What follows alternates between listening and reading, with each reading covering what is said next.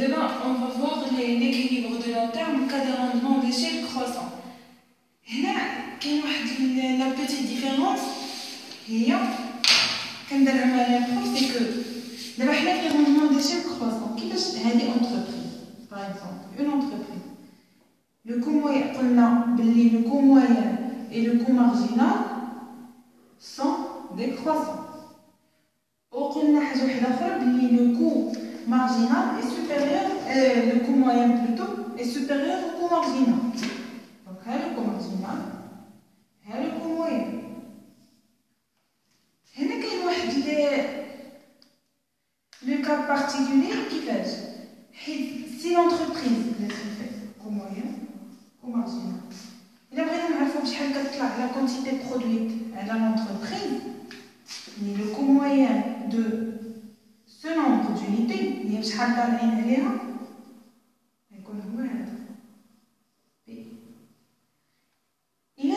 par exemple, l'entreprise,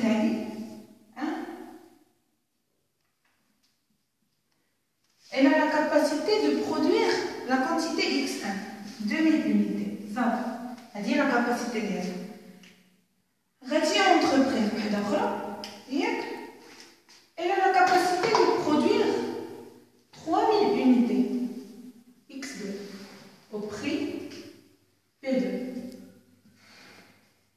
Il est parfaitement logique que les entreprises qui ont la capacité de produire 3000 unités et qui vont avoir un coût de production P2 inférieur à P1, pour gagner et faire sortir cette entreprise du marché, peut-être P2 plus P2 plus un prix. Il a le prix 100 ou 300. P2 plus 100 ou plus 50. Et elles vont faire sortir l'entreprise de le marché. Supposons que j'ai une entreprise qui a un profit. Elle a la capacité de produire 5000. Si elle produit 5000, elle aura un coût de production inférieur à l'entreprise 2, qui normalement avait un coût de production inférieur à l'entreprise 1. Un coût moyen, le coût de 3000 unités. Qu'on a fait les rendements d'échelle croissant, la quantité minimise les coûts. La quantité minimise les coûts.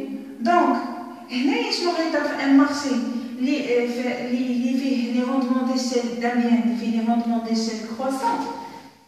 Si une entreprise peut produire plus, elle va faire sortir les autres entreprises. Dans ce cas, l'entreprise va se trouver dans un monopole naturel. Et naturellement, elle est en situation de monopole. Pourquoi? Parce que 5000 unités lui a permis de se procurer d'un coût de production inférieur à 3000 unités ou à 2000 unités. Peut-être même des entreprises qui ont la capacité de produire plus de 5000, va travailler des entreprises câbles. Ou va se faire un prix moins que 5000, moins que le coût de production des autres entreprises. C'est un monopole naturel. Si on veut voir le profit du monopole naturel, on n'aura plus besoin du coût marginal. Par exemple, puisqu'il y a le marché, on n'aura pas besoin du marché et l'entreprise. On va faire l'entreprise. C'est-à-dire que l'entreprise, il y a la plus grande. Il y a l'entreprise qui offre XI et il y a l'entreprise qui a la plus grande capacité de production. Elle peut produire plus. Dans l'entreprise, elle a XI, elle a PI. Elle a un coût moyen qui est décroissant. Le coût moyen, le prix limitaire, باش نشوفوا le profit ديالها. Elle a un coût moyen. L'entreprise, elle peut vendre à n'importe quel prix. Si elle choisit, par exemple, de produire de la quantité, est-ce qu'elle peut la vendre à le prix? Bien sûr qu'elle ne peut pas. Pourquoi? Parce que déjà, il y a l'offre de l'entreprise, X, le monopole naturel. هتكون هذه هي l'offre ديالها.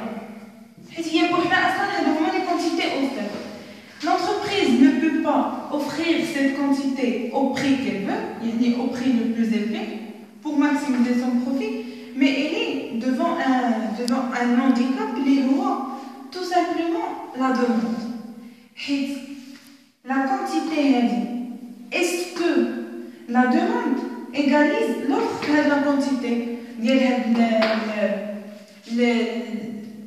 Est-ce que ce prix égalise l'offre à la demande?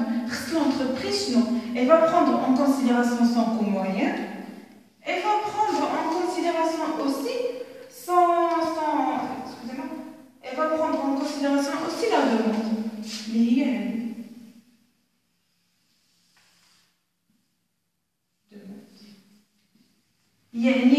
Si l'entreprise veut vendre cette quantité, la quantité, à l'équilibre, le prix qui égalise l'offre et la demande.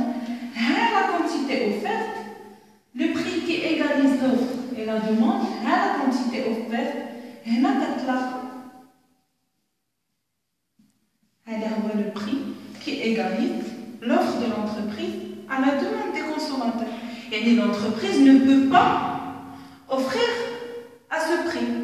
Elle est sous une contrainte liée à la demande. Si par exemple, l'entreprise offre, par exemple, le profit de l'entreprise. L'entreprise, elle va offrir cette quantité, le coût, le